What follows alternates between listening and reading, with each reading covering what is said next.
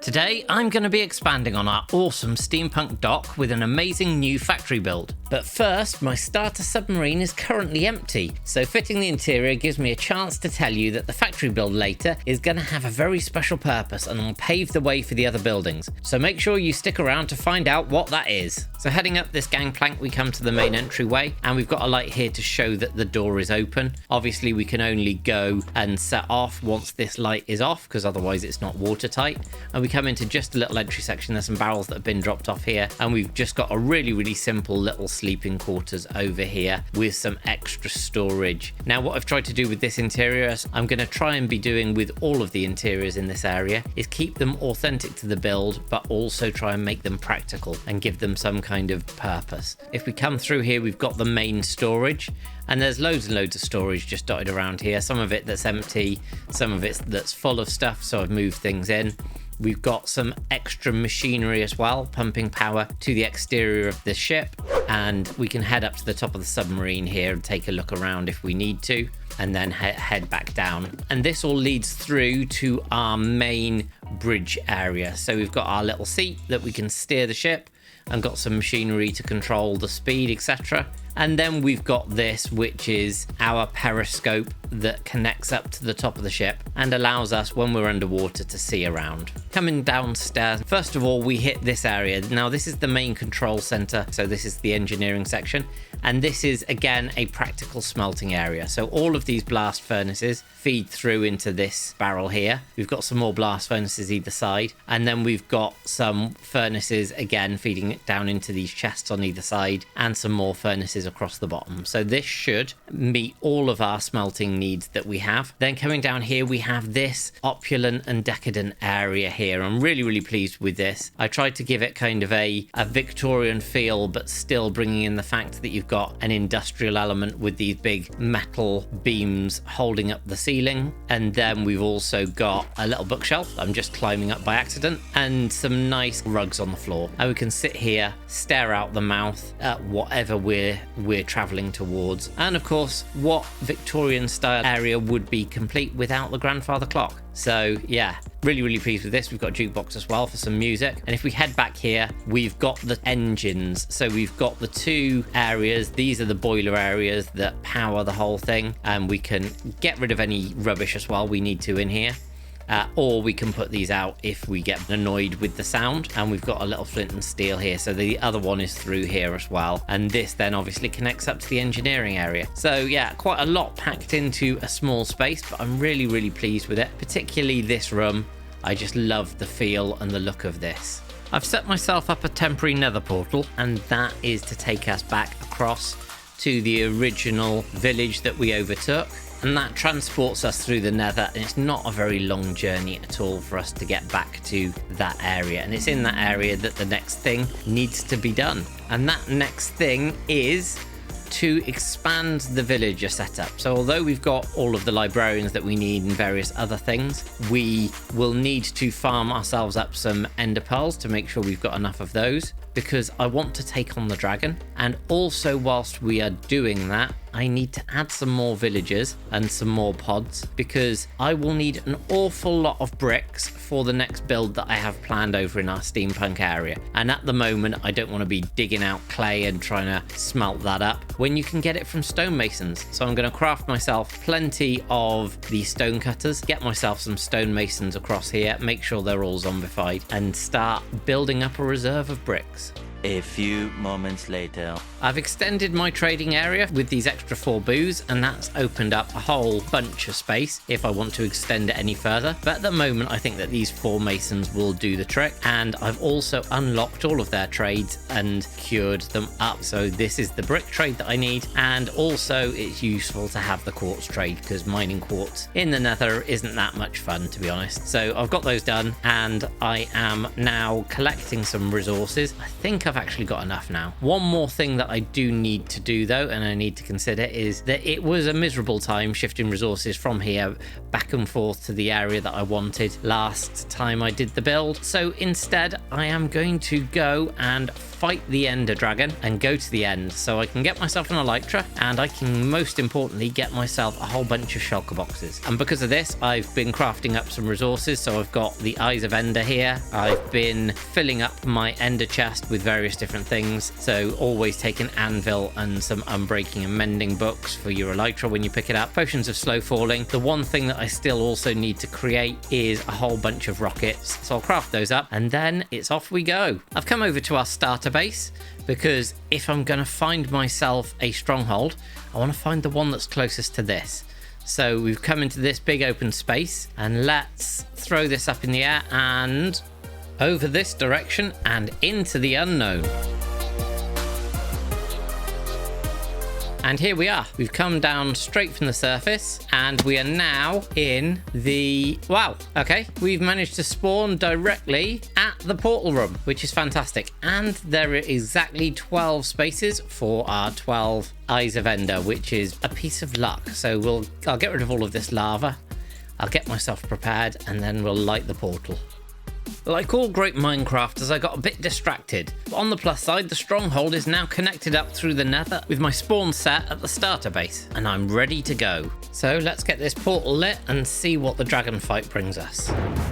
Here we go, let's just get some blocks on my hotbar and get the pickaxe ready. Hopefully we'll get a nice end island. Everything's good to go. Off we head. I spawned in a box and after mining out, it was time to take on the dragon. The end island was a nice one with plenty of space to move about and take out the crystals, and before long, she was on her last embers of health. As my ears were assaulted by her final scream, I enjoyed the XP shower. Excellent. A little bit of building later and we have a nice safe route to the end portal here, so the end gateway.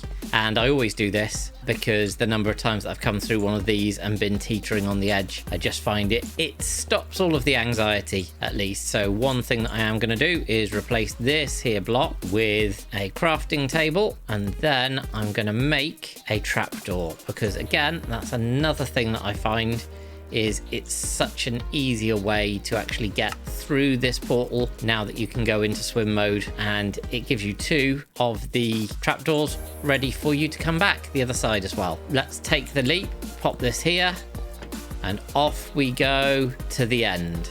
Arriving at the outer end islands, I immediately angered an enderman, and sadly there wasn't a city in sight. Not ideal. Time to get bridging then. I've turned my render distance up and it is paying off, because first thing I noticed was this end gateway, which I thought, oh, I'll go towards that because that'll be useful for coming back. But then in the background just behind it, this boat just spawned in, which is absolutely perfect. So I've not had to travel too far, probably about 900 blocks from that direction. I've just been going from the big island to the big island, and now I've just got to make my way across here and get myself into that boat. One eternity later. So after much bridging, we've now got to this end city, and the first thing I'm going to do is head over here to see if I can get beneath this boat and just pillar up to get hold of the elytra and then take this city from the top down. After building a nerve-wracking pillar over the void, I finally broke into the bottom of the ship and was rewarded with a shiny new elytra and some serious loot. After clearing the shulkers off the boat, I headed downstairs to upgrade my elytra and make myself my first shulker box. Then it was time to test my wings and start collecting some shulker shells.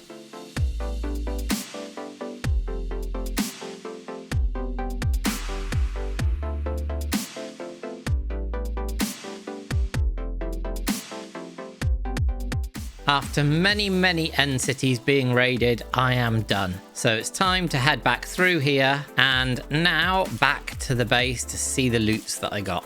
One scroll through the end credits later and home sweet home. So now for the question, what did we bring back from the end? We got loads of building blocks and plenty of end stone, loads and loads of potions of healing, and also some armor, just some basic stuff here, but an entire shulker box worth of decent diamond armor and gear. And then the main event We got obviously the dragon egg and a couple of dragon heads and 2 and a bit stacks of shulker shells on top of these 5 as well. Loads of diamonds as well. I was really surprised by how many diamonds. We got some dragon's breath. Lots of gold, which is good because I was running low on that after making golden apples. And we've got these 6 elytras on top of the one that I'm wearing. Also got lots of ender chests there, which is going to be useful as well.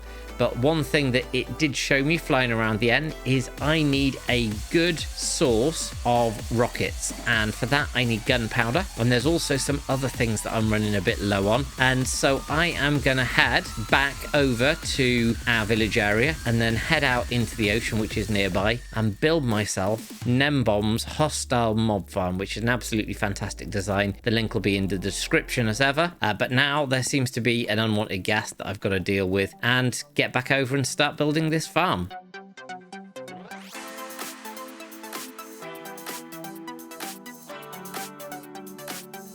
Now the farm is finished. I've added soul campfires at the bottom just in case any of the mobs fall with armor on. And if we head up now to the AFK platform, which is way up here, and now I'm going to go AFK for a bit to see what we can get. One dinner later and it was time to fly down and see the payoff.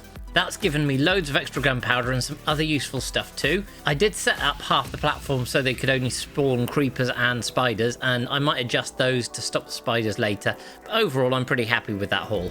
And now I have this beautiful shulker box full of rockets and my spare elytra ready to go. So this means that I can now fly to my heart's content. So yeah, I'm gonna pop this away into the ender chest, and then we need to explore a little bit around the area. So we've mapped out this area. We know some of the stuff that's going on around us, but not really that much. And I think now we've got the rockets, it's the perfect time to go on a bit of an explore, mainly looking for some moss, because I haven't got any moss. I haven't got any of the things from the lush caves biome, and I'd really like to get hold of them. And would you believe it, just across from our base, which is just back here, I can see an azalea bush, azalea tree rather, and also we have a desert temple. So that's really good. First thing to do though is I'll explore the desert temple, and then we can dig down, and there should be a lush cave just down here somewhere. In the temple, is there any decent loot? No, nothing in here.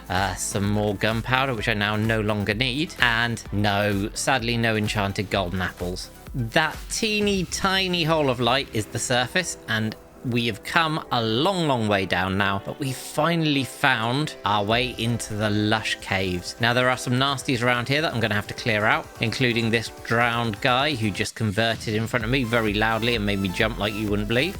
But I'm going to clear those out and then have a bit of an explore around here, because lush caves are absolutely awesome. Some more digging down, and it's brought us through into our first lush cave area. So here we have it, finally. Some moss. I've been looking for you all over. Now that is a rare find. Some deep slate coal. That is definitely one not to break down and to keep the block, because yeah, you don't get much of this stuff. Some more exploring, and I discovered this other lush cave that's come through to the surface. And what's more important, this little dude here swimming around. So let me get him and hopefully find one more. I'll have a look around anyway, see if I can find another one.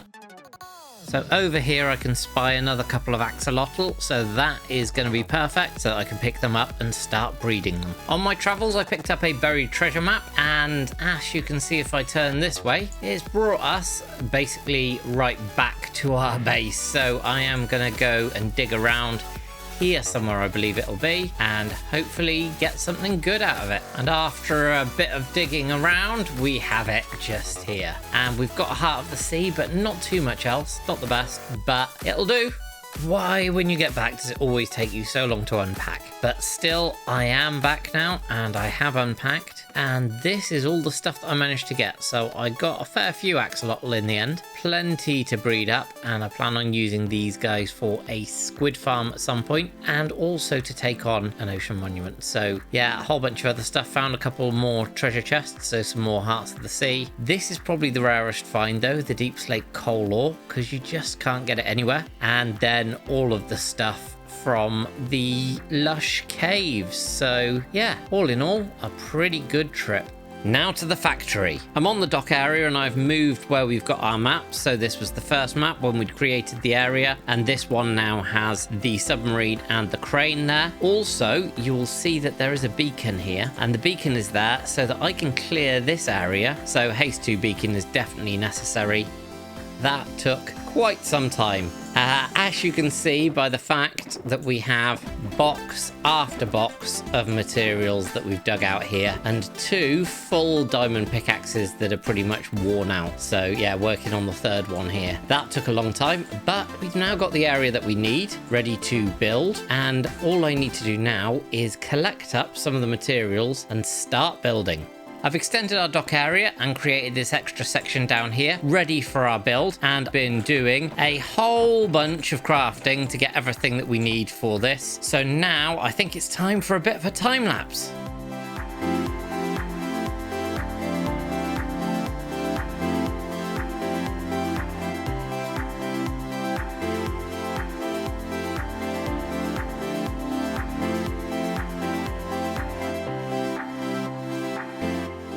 From the cockpit of our submarine, you get an absolutely fantastic view of the exterior of the factory, which is now complete. And I'm going to take you over in a second and show you the interior. And as you can see, this factory itself is powered by slime. This is part of the reason why we needed the slime farm. And the slime gets pumped into this container, which then goes down into the factory itself. Then approaching the side of the factory, you can start to see some of the details. So we've got the cogs here. We've got some big shipping containers here ready to be picked up from the side of the dock. All of the details that bring the thing to life as we come round, including this here winch that can pick stuff up, and also this cursed lighting, which I really love this design, and yeah, really pleased with how that's turned out. As we head inside, we can see that all of this is slime powered. So the slime comes in from outside here, gets pumped around this section, goes into first of all this machine, which has got this giant wheel, and this flywheel is going to be running the things that are going to be here, which I'll tell you about in a second. The slime also comes down into this machine, which is the one that powers the winch through these cables that go right the way through, and it also powers a conveyor belt that runs through here. So this runs up and then turns this, which also turns some cogs on the outside of the building. The other thing to see is we've got this fantastic furnace here. So this is another power source for the entire thing, and this is obviously powered by some lava going through that is also cooking off the slime itself. And then we've got the waste products, the orange here that comes out. If I come through the door here, and this, unfortunately not very environmentally friendly, gets pumped into the river just there. But yeah, we've got things like some glowing crates filled with the waste products here as well. So really pleased with how this turned out.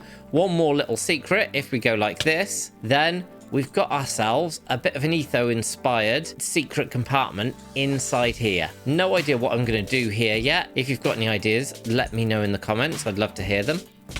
And heading back out here, the last thing to tell you about is what we're going to be having here. So if we count these, there are actually 16 of these trapdoors. And these 16 trapdoors represent the 16 colours of wool. And I am going to bring in some sheep and have a full wool factory going on here, all powered by the slime that's coming through. So yeah, this is going to look absolutely awesome with the different colours of glass for the different sheep, all of the sheep along here. And this is the theme that I want to go for with the things that I'm building in this world. I want to make them practical, but I also want to make them have touches that are in keeping with the steampunk theme. So as we can see, we've got the big machinery, but then we're going to have a practical element like the wool farm just running either side of this. It's going to be really cramped, really confined, which I wanted it to be in here once that's all done. But yeah, that's the next thing, is I need to gather the sheep, bring them over here, and start building up these wool farms. And as if by magic, the wool farm is now complete, and it looks super duper colourful either side of these machines. I'm really happy with how this fills in the space. I did have to make some changes to the regular wool farm design just so that I could fit it into a smaller gap,